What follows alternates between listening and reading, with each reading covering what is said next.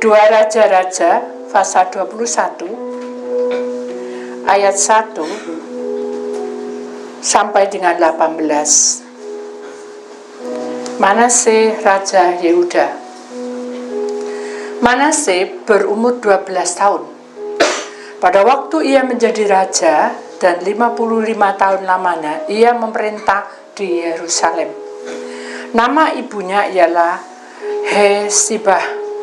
Ia melakukan apa yang jahat di mata Tuhan, sesuai dengan perbuatan keji bangsa-bangsa yang telah dihalau Tuhan dari depan orang Israel. Ia mendirikan kembali bukit-bukit pengorbanan yang telah dimusnahkan oleh Hizkia ayahnya. Ia membangun mezbah-mezbah untuk Baal, membuat patung Asea seperti yang dilakukan Akab raja Israel, dan sujud menyembah kepada segenap tentara langit dan beribadah kepadanya. Ia mendirikan mezbah-mezbah di rumah Tuhan, walaupun sehubungan dengan rumah itu Tuhan telah berfirman, di Yerusalem aku akan menaruh namaku. Dan ia mendirikan juga mezbah-mezbah bagi segenap tentara langit di kedua pelataran rumah Tuhan. Bahkan ia mempersembahkan anaknya sebagai korban dalam api, melakukan ramal dan telah yang menghubungi para pemanggil arwah dan para pemanggil roh beramal. Ia melakukan banyak yang jahat di mata Tuhan sehingga menimbulkan sakit hatinya. Ia menaruh juga patung Aserah yang telah dibuatnya dalam rumah, walaupun sehubungan dengan rumah itu Tuhan telah berfirman kepada Daud dan kepada Salomo ke anaknya, dalam rumah ini dan di Yerusalem yang telah kupilih dari antara segala suku Israel, aku akan menaruh namaku untuk selama-lamanya. Aku tidak akan membiarkan bangsa Israel lagi dibawa keluar dari tanah yang telah kuberikan kepada nenek moyang mereka, asal saja mereka tetap berbuat tepat seperti yang telah kuperintahkan kepada mereka, dan tepat menurut hukum yang telah diperintahkan kepada mereka oleh hambaku Musa. Tetapi mereka tidak mau mendengarkan, dan Manase menyesatkan mereka sehingga mereka melakukan yang jahat lebih daripada bangsa-bangsa yang telah dipunahkan Tuhan dari hadapan orang Israel. Kemudian berfirmanlah Tuhan dengan perantara para hambanya, yakni para nabi, oleh karena Manase Raja Yehuda telah melakukan kekejian ini, perbuatan jahat lebih daripada segala yang telah dilakukan oleh orang Amori yang mendahului dia, dan dengan berhala-berhalanya ia telah mengakibatkan orang Yehuda berdosa pula. Sebab itu beginilah firman Tuhan Allah Israel, sesungguhnya aku akan mendatangkan malapetaka atas Yerusalem dan Yehuda, sehingga setiap orang yang mendengarkannya akan bising kedua telinganya. Bapa, hari ini kami meletakkan harapan kami dalam Kristus Yesus Tuhan Allah yang hidup. Kami tahu bahwa hal ini tidak mudah, tetapi Roh-Mu yang menuntun kami, sehingga kami masuk dalam kebenaran-Mu, masuk di dalam kasih setiamu, masuk di dalam urapan-Mu, masuk di dalam pimpinan-Mu, sehingga perjalanan ini Tuhan yang atur. Di dalam nama Tuhan Yesus Kristus, Putra Allah yang tunggal, maka kami serahkan Tuhan. Tema hari ini adalah semua seizin Tuhan. Judulnya adalah duplikasi roh gentayangan, mengenai tentang kesaksian pribadi. Dengan nama Tuhan Yesus, maka 2 Raja-Raja 21 ayat 6. Bahkan ia mempersembahkan anaknya sebagai korban dalam api, melakukan ramal dan telah, dan menghubungi para pemanggil arwah dan para pemanggil roh beramal. Ia melakukan banyak yang jahat di mata Tuhan, sehingga ia menimbulkan sakit hatinya. Bapa, kuasailah lidah bibir hamba-Mu, karena kita masuk dalam dunia roh. Sekiranya Engkau juga mementeraikan atas nama Bapa, ambil tangan kanan saudara, pakai tanda salib di dahi. Atas nama Bapa, Putra dan Roh Kudus, oleh kuasa darah Tuhan Yesus, maka tidak ada roh-roh gentayangan dan kuasa-kuasa lain yang menempel saat kami memberitakan kabar sukacita dari Engkau. Karena kami tahu di dalam Tuhan, firman-Mu ya dan amin, di dalam Tuhan ada kedahsyatan di dalam hidup kami. Atas nama Bapa, Putra dan Roh Kudus yang percaya, kita sama-sama berkata amin. Kebenaran Tuhan, silakan duduk kembali. Salam, puji nama Tuhan. Ada hati yang penuh dengan sukacita? Sudah ada, Bu, karena konselingnya sudah beres semua. Begitu kan? Ya, semoga juga ya boleh, tapi yang penting adalah kita berjumpa dengan Tuhan.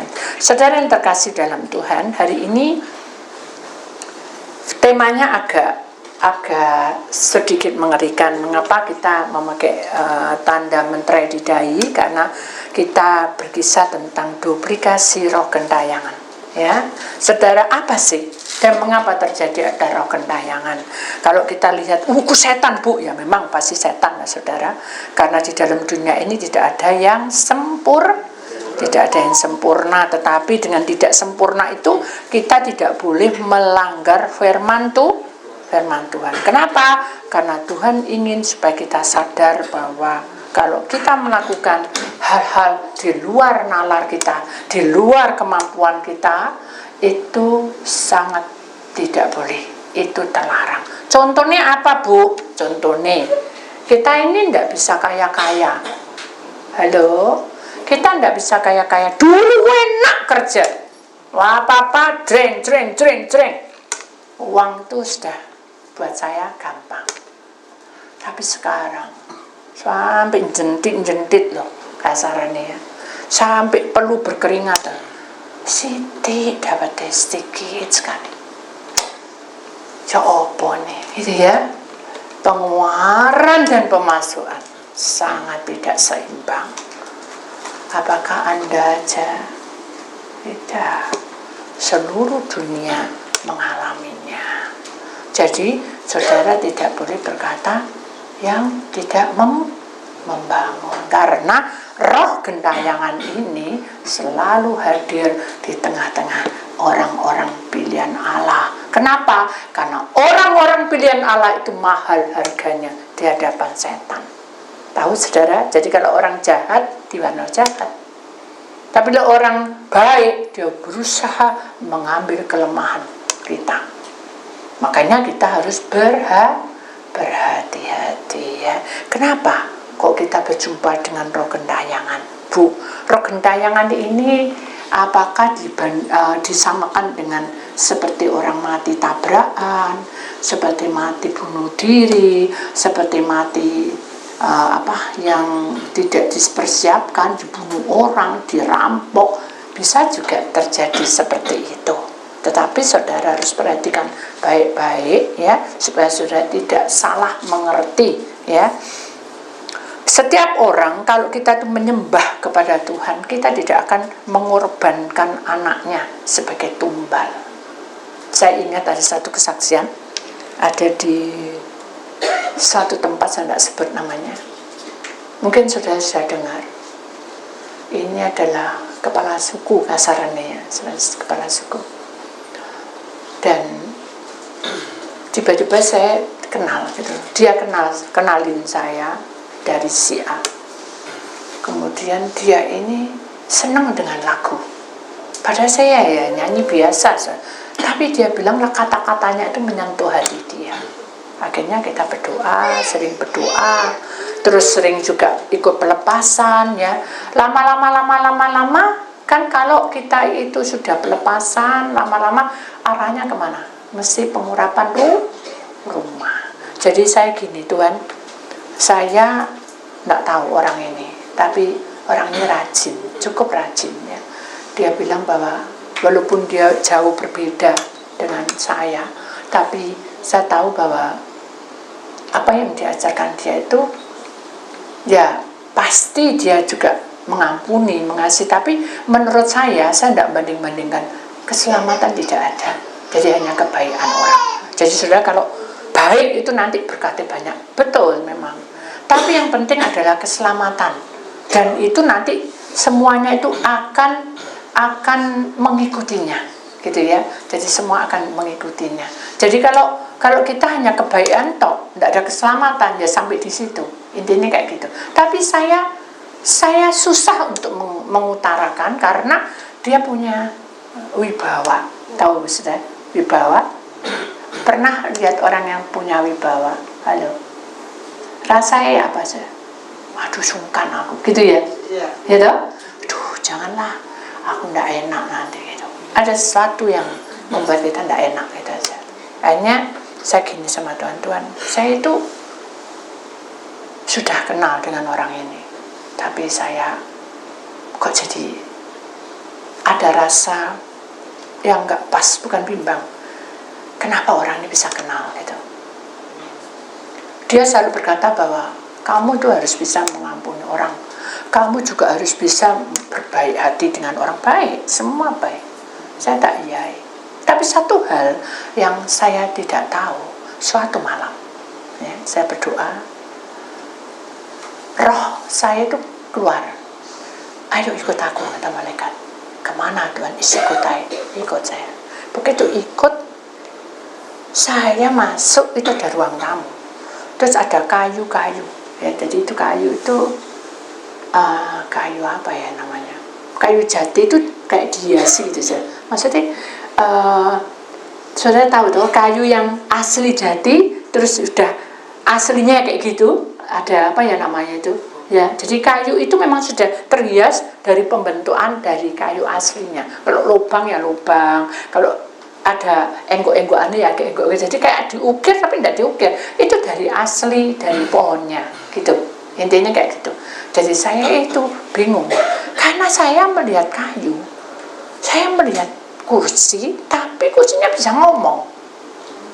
Tolongi aku sudah 10 tahun di sini. Satunya lagi, tolong aku baru 1 hari, satunya lagi, tolong aku baru 4 hari, apa semuanya itu teriak-teriak. Terus akhirnya saya begini, Tuhan, kenapa saya mau izin masuk di sini gitu? Kan membuat pusing karena suara-suara itu dari kayu. Malaikat berkata, kuatkan hatimu. Ya, dibuka kronologinya, ternyata orang ini betul dia baik, tapi ketika orang ini benci atau orang itu konseling, aku disakiti, aku dihina, siapa namanya? Joni gitu ya. Dia pakai ilmu. Roh Joni dicomot, dimasukkan ke kayu itu. Jadi roh Joni sudah ngambang, tidak ada apa-apa. Jadi akhirnya dia kayak orang blow on gitu. Dia roh gini. Kita tuh punya 3 unsur, saudara, tubuh, roh, dan jiwa. Jadi kalau tubuh itu diganggu dengan sakit penyakit, ya. Tapi kalau roh biasanya bisa nyangkut atau memang roh itu keluar sendiri, roh kita. Tapi kalau jiwa itu nyawa, tidak mungkin bisa ambil alih, kecuali yang saya bilang gentayangan ini, kecuali yang gentayangan ini yaitu roh itu tertawan. Ya, nah, kenapa kok bisa sampai kayak gini? Nah, kita lihat aja ini. Setelah itu saya bilang, Tuhan, lek gitu apa yang saya berbuat? Lek kamu sudah kayak gini, apa yang kamu berbuat? Gak tahu. Karena saya gak pernah ngalami kayak gini. Kembalikan rohnya. Hah? Dikembalikan rohnya? Terus ya apa? Aku gak tahu namanya siapa, ini siapa gitu. Lek itu konseling kan, rohnya namanya ini si A, saya menyebut si A, kembali. Nah ini orangnya tidak tahu itu kan. Tuhan berkata apa? Kamu percaya tidak sama aku? Ya percaya Tuhan. Ya sudah, sekarang kamu berdoa dan lakukan. Mateng saya. Saya masuk situ doa. Begitu masuk itu sudah rasanya suara. Akhirnya saya berdoa, Tuhan tak serahno. Begitu saya serahno, semua tuh hening. Tidak ada suara yang saut-sautan, oh tolong aku, tidak ada. Begitu sudah hening, saya bilang sama Tuhan, apa yang kau kehendaki terjadilah. Tiba-tiba datang, roh itu datang. Saya namanya Tina, gitu. Terus malaikatnya datang. Terus saya tidak ngomong, saya cuma nyaksiin apa apakah kamu percaya bahwa Tuhan ada di pihak kamu? Ya, saya janji, saya sudah melakukan perdukunan apa begitu, saya mengaku semua. Maukah kamu bertobat? Mau. Kembali rohnya. Jadi kalau yang mati dikembalikan, ini yang hidup dulu ya, hidup masuk ke tubuhnya masing-masing. Terus ada lagi, orangnya masih muda, kekar, masih muda, saudara. Saya, mama ya, saya, siapa ya, Edi, maaf, siapa, jangan Edi, siapa namanya, saya, Tony, ya, maaf ya, saya Tony. Kamu percaya bahwa Tuhan, mengapa kamu ada di sini? Saya ditawan. Mengapa kamu ada di sini juga? Karena saya belum bayar hutang. Terus apa yang kamu lakukan? Aku tidak terima karena aku ditawan. Kembali yo, gitu saja. Selama kita ada dendam, tidak bisa ditolong. Kembali no, roh balik lagi dewek. Sudah keseret mbak setan. Tapi ketika dia bilang, dah aku tobat itu, dia pasti ditarik lagi sama Tuhan. Kamu percaya bahwa Tuhan mengasihi kamu? Tolong, yang tadinya gogol, ya saya percaya. Kamu mencintai Tuhan, dia nangis. Pagi ini saya tidak pernah mencintai Tuhan terus, tapi saya selalu rajin. Rajin apa? Rajin ke gereja, rajin menolong orang. Tuhan hanya bilang, itu adalah sebuah kewajiban. Yang menjadi terpenting adalah tubuh, roh, jiwamu adalah milik Allah. Ya, aku baru tahu. Enggak, dulu sudah diingatkan, tapi kamu enggak tahu, enggak percaya. Roh itu apa? Enggak percaya. Ya, sekarang saya percaya. Kamu masih pergi ke diskotik? Enggak, sudah. Kamu sudah gugurkan anak bayi berapa orang? Ngaku deh, 10. Kamu masih nakal? Enggak, sudah. Ikut aku. Ikut saya. Saya melihat ada satu apa ya? Bukan air terjun. Air yang turun, dan itu namanya daun kehidupan. Dia memakai daun. Aku membaptiskan kamu. Disiramkan gitu. Dia jatuh. Dia jatuh, dia berdiri lagi, dia bangun. Percaya kamu bahwa Tuhan menyertaimu? Ya, saya percaya. Saya minta ampun. Pertobatan sudah dibuka untuk. Naiklah. Tangga 1, tangga 2, tangga 3, tangga 4, tangga 5, tangga 6. Hosana! Enggak ada suara. Dari atas, Hosana, Hosana, anak manusia masuk kemah perhentian selama-lamanya. Masuk terus. Tapi saya gak ngerti itu tadi tangga apa. Jadi semua orang tuh, kalau tidak salah ada 30 lebih saya naikkan. Tuhan naikkan. Saat itu selesai, lemes saya sudah. Karena aura itu kan nyedot.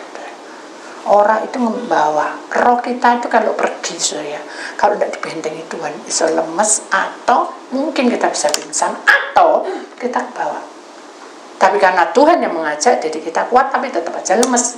Kenapa? Karena fisik, karena kita tidak sempurna ya. Hanya saya pulang masuk ke tubuhnya lemas, mau makan tidak mau minum tidak mau. Akhirnya saya berdoa, menyembah. Akhirnya selesai, besok pagi tidur dan malam pagi saya bangun, Tuhan saya bingung, saya bilang gitu. Kenapa hambaku?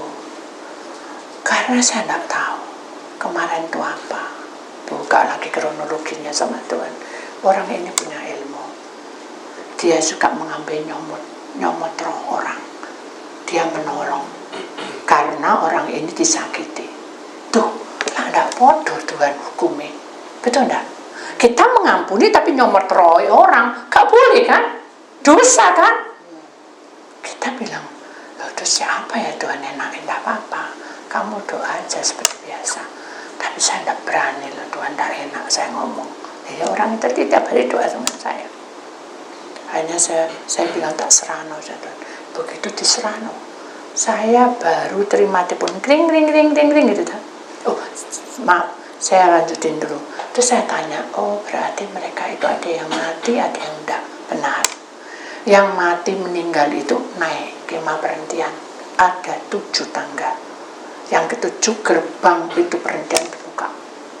Oh iya ya Tuhan, itu namanya naik kemah perhentian. Dia milik Tuhan, tapi belum masuk surga. Kenapa? Karena belum pengadilan tiba, belum kiamat. Paham ya saudara? Nah, sekarang kita bercerita tentang bagaimana orang-orang itu bisa masuk yang masih hidup. Ya. Tuhan berkata, aku memberi pertobatan pada mereka. Mereka kembali pulang ke rumah, ke tubuh. Rumah itu tubuh masing-masing. Sampai dia tidak bertobat, maka rohnya akan gentayangan. Terus, ya apa ya Tuhan roh gentayangan itu? Tuhan diam. Terus akhirnya, suatu ketika, saya bilang sama Tuhan, saya tidak tahu. Karena saya masih ada pertanyaan roh gentayangan itu seperti apa. Nah, ada telepon masuk. Orang marah-marah. Telepon orang tadi itu marah-marah. Kamu ya bisu-bisu saya udah kuat kotor semua. Saya bingung tuh. Kenapa gitu. Terus dimatiin. Terus nyalain ada matiin. Saya gini, Tuhan saya tidak mau berdebat karena saya tidak pintar ngomong. Saya dengar begini yo mesti sakit hati. Nggak ada hujan, nggak ada angin, marah-marah. Hanya Tuhan bilang mengalir aja. Aduh Tuhan mengalir. Sudah mengalir aja, aduh mengalir lagi. Gak dijawab malah mengalir, ya sudahlah. Ting-tung. Ya apa nih Tuhan? Ya terima itu. Nah nanti dikata-katain ya apa? Sudah mengalir aja. Ya weslah Tuhan, karena aku hamba. Tak gitu, tak terima. Baru di halo gitu. Kamu enak ya? Kamu mengambil kesaktianku semua ya? Aku bingung. Saya bingung. Kesaktian apa ya? Saya bilang loh, apa? Saya tidak tahu. Kamu ya tak bilang nih, itu kursi. Ya dia bilang kursi, bangku, kursi, apa omongannya paten kecotot. Ini kok tidak ada semua? Mana penghuninya? Gitu saya. Ternyata dia terasa. Akhirnya saya gini, Tuhan saya harus ngomong apa nih? Tuhan bilang dia mulai. Ya saya dimo, jangan alon itu mitan. Kamu berani menantang aku? Ya sini kamu berani menantang aku, tak kasih tiket datang ke sini. Gitu saya bilang Tuhan, apa yang saya lakukan? Yuk, lek digitu saya yang dredeg sudah karena saya perempuan dia laki. Geduk meja gitu. Saya bilang Tuhan hanya Engkau yang punya rencana. Saya tidak maju, Engkau yang maju. Sini kamu lek berani. Ada beli tiket. Gitu saya. Akhirnya saya berdoa, terus saya diem, terus dia diem. Kenapa kok diem? Terus saya bilang apa ini Tuhan? Sudah aku yang ngomong, bicara. Kamu tahu nggak? Yang menciptakan manusia itu siapa? Segitu saja. Ya Tuhan, ya Allah, Tuhan Allah, ya Tuhan itu. Saya bilang lagi, itu Tuhan, pasti Tuhan. Saya tidak bisa seperti itu. Kamu berdosa sekali karena perbuatanmu itu sudah melanggar hukum Allah. Dia kayak jatuh. Saya dengar kedobrak gitu saya. Waduh, orang ini tiba-tiba kemana tuh? Kok kedobrak gitu? Tapi nyala. Halo. Terus dia bangun. Aduh, gitu. Dia bilang, kenapa nih ya? Boyokku mengsle gitu. Saya bilang, Tuhan, ternyata Tuhan itu baik sekali. Saya bukan ketawa seneng ya, tapi saya bingung. Ini ngomongnya apa? Yo gini aja kok, berdoa aja. Saya bilang gitu. Oh ya, ayo doa. Aduh, jadi dalam doa itu saya dalam nama Tuhan Engkau berkuasa. Aduh, jadi nyaut ya dengan kuasa Tuhan maka Engkau menjamah. Aduh, kuasamu itu bekerja. Aduh, gitu. Jadi kayak gitu. Jadi fokus itu enggak bisa. Akhirnya saya gini, Tuhan hanya Engkau yang berdoa buat saya dan Engkau yang akan bertindak buat orang ini. Akhirnya malaikat turun berbahasa roh, bahasa roh terus bahasa roh. Ini diem. Tidak adu-adu bahasa roh. Saya bahasa roh. Segitu panjang lebar, ada mungkin 3 menit, 5 menit. Begitu selesai, kita mau tutup doa, dia ngomong. Itu artinya apa? Matang, saudara. Jadi dia bahasa roh disuruh ngerti, no. Ya apa, saudara? Saya bingung, Tuhan, apa yang kau kehendaki? Saya tidak tahu. Tapi saya posisi doa, lu kuat sendiri. Berbahagialah kamu yang takut kepada Allah, karena kamu adalah ciptaanku yang sempurna. Berbahagialah kamu menghargai manusia, karena manusia adalah ciptaanku. Berbahagialah kamu, karena kamu memperhatikan hidupmu. Selama hidupmu, seumur hidupmu, kamu menghargai ciptaanku. Aku akan memberkati hidupmu. Berbahagialah kamu. Jadi banyak berbahagianya. Sampai orang ini nangis. Saudara. Bayangin tadi marah-marah, gebrak-gebrak. Begitu. Saya bilang, Tuhan engkau baik. Tuhan sudah ubah hidupnya. Akhirnya orang ini pulih, saudara. Sudah pulih, terus dia bilang, dia datang. Ya, datang. Oh kamu ya? Begitu. Saya bingung, dari atas sampai ke bawah dilihatin. Terus saya bingung, Tuhan ini ojo sampai ke gini, Tuhan ini apa maksudnya gitu ya. Dan saya juga tidak pingin hal-hal apapun yang nggak pas, nggak mau. Akhirnya Tuhan tuh nunjukin, kamu tahu enggak dia ngomong apa? Gak tahu. Dibuka kronologi. Ya ampun, tibakno luwih nom teko aku daripada aku. Berarti aku ini ilmunya kalah, gitu saudara. Jadi dia menganggap dia ilmu saya itu lebih tinggi. Akhirnya dia gini aja. Bagaimana kalau saya itu mau belajar dari kamu? Saya bilang, tidak perlu belajar. Baca firman dan doa. Kalau perlu puasa supaya hadirat Tuhan turun. Tapi tidak bisa, saya lembut doa, aku malah nggak bisa marahan. Itu berarti kamu mengandalkan manusia. Saya bilang gitu. Kalau saya tidak tegesi orang ini malah nggak pas. Jadi saya bilang, kalau kamu mengandalkan manusia, selamanya kamu akan kecewa. Andalkan Tuhan dalam hidupmu. Demikian juga saudara. Dalam proses apapun saudara, terus mengandalkan Tuhan. Amin. Tuhan berkuasa. Nah akhirnya sudah kan? Dia ikut Tuhan, mencintai Tuhan, melayani. Hanya melayani. Tapi bukan di daerah saya, di daerah yang dia punya. Terus lama saya tidak ketemu. Dia telepon, tapi bukan dia, tapi anaknya. Tolong, ini papa lagi koma. Tapi tidak mati-mati. Hah? Kok papa koma, kok dikongkon mati dalam hati saya? Loh kenapa? Papa itu sudah 1 tahun lebih sakit, tapi tidak ada obatnya. Loh, bawa di dokter dong. Sudah di mana-mana keliling dunia, dokter hanya bilang tidak ada penyakitnya. Kok aneh? Ya sudah kita doa. Ya ampun saudara, ternyata saudara, di dalam tubuh dia ini sudah kemasukan barang yang nggak benar. Ya, seperti firman Tuhan tadi katakan, ramalan telah dan penghubung parah memanggil arwah dan para pemanggil roh beramal. Jadi kalau sudah panggil jalangkung, halo, jangan main-main. Itu ada setannya. Dia bisa nyusup ke tubuh kita. Jadi makanya kita tidak boleh memanggil roh-roh seperti itu. Nah orang ini kan memanggil roh untuk mengambil mengambil roh-roh orang tadi yang dimasuk di kayu tadi. Akhirnya ya sudah kita doa. Karena habis saya itu hilang, saudara. Habis saya itu pernah hilang, semua hilang. Jadi saya stres, saya berdoa. Tapi Tuhan itu baik. Ketika saya tidak punya HP, saya itu mendengar suara orang itu. Tolong saya. Tolong. Saya bangun, saya doa. Tapi saya gini, bayangin saja, tidak ada HP, saya gini. Saya merasa ini ada komunikasi dengan nama Tuhan, sucikan darahmu, tutup dan darahmu. Amin. Saya taruh, wah aku nambah HP, kok aku bisa kayak gini. Hanya saya berdoa, Tuhan kenapa? Rohnya itu sudah lepas, ya sudah waktunya tiba. Lepas maksudnya apa Tuhan? Nah ini yang perlu saudara perhatikan. Orang kalau janji dengan setan, perhatikan, entah saudara tanya, entah saudara itu diramal atau di apa, itu berarti Anda semua itu punya utang sama setan.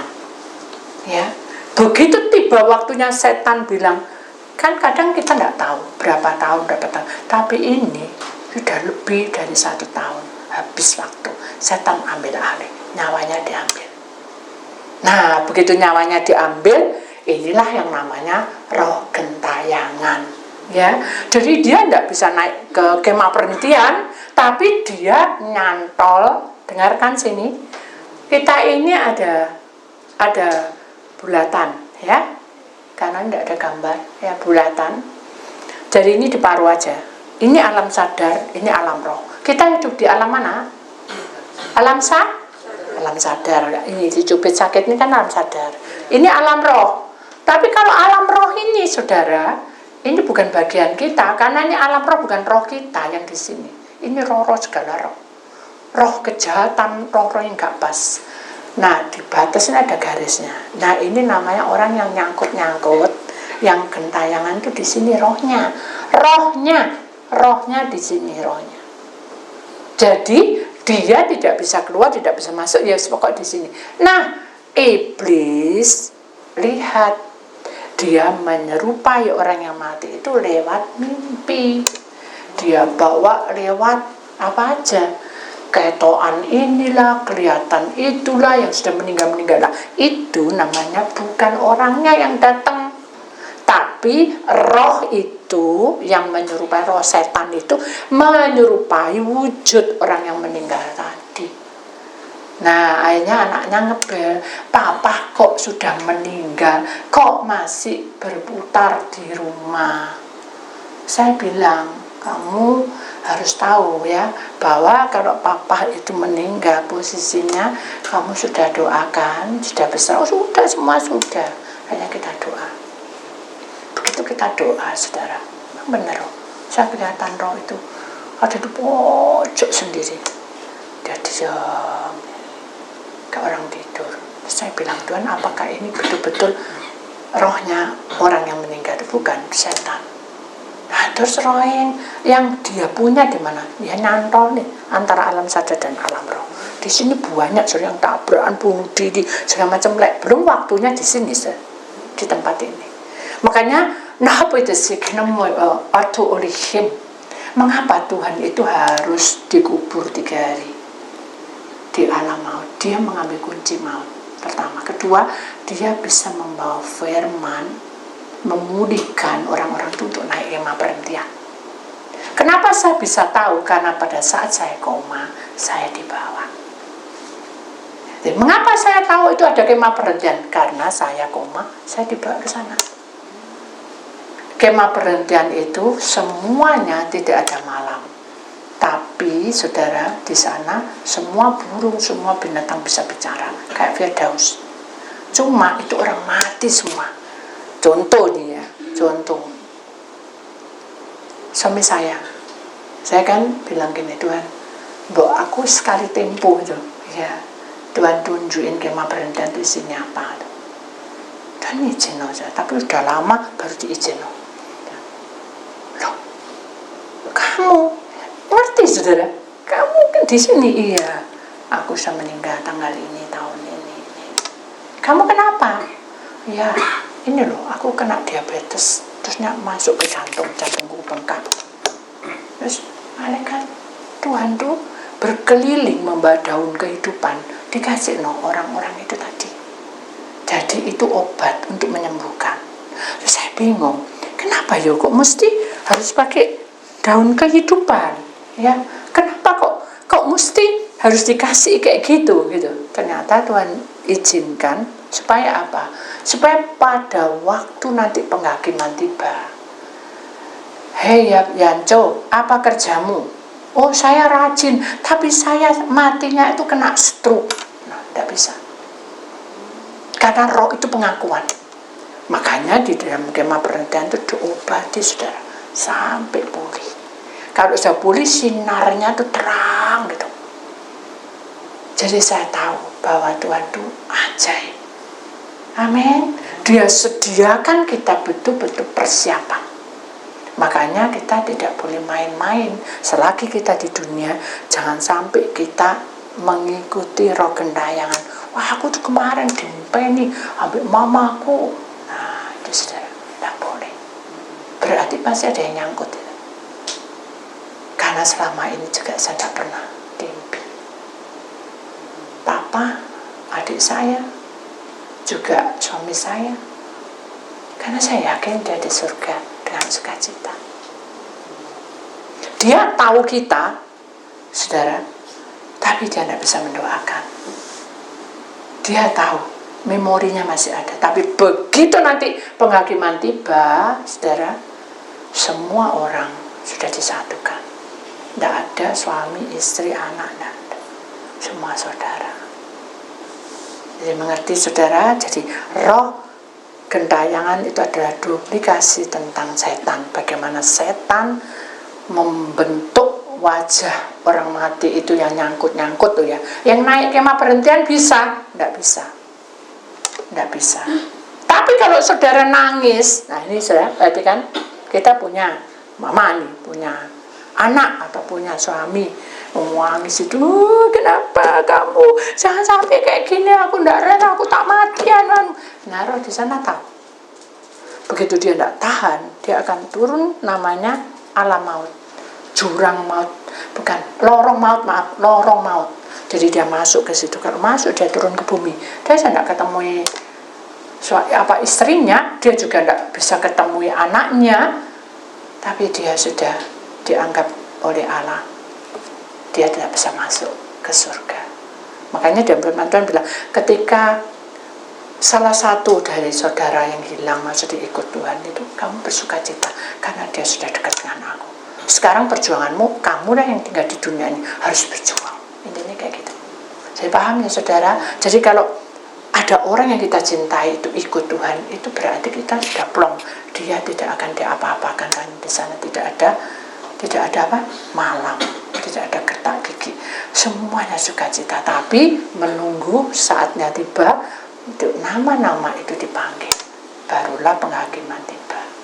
Amin. Ya. Jadi ingat ya saudara, duplikasi roh gentayangan itu sesungguhnya orang yang meninggal hidup tidak ada. Tapi orang yang meninggal gentayangan pasti itu setan yang jadi menyerupai orang-orang yang kita cintai. Kita tidak boleh ke sana. Amin. Tapi aku ragu, Bu. Ayo kita doa. Ya, kita bersama-sama doa. Kenapa ya? Kok aku mimpi papa tuh? Doain. Buka. Loh, kamu punya memori kuat. Tidak apa-apa, itu memori, harus dibuang memorinya. Oh, gitu saja.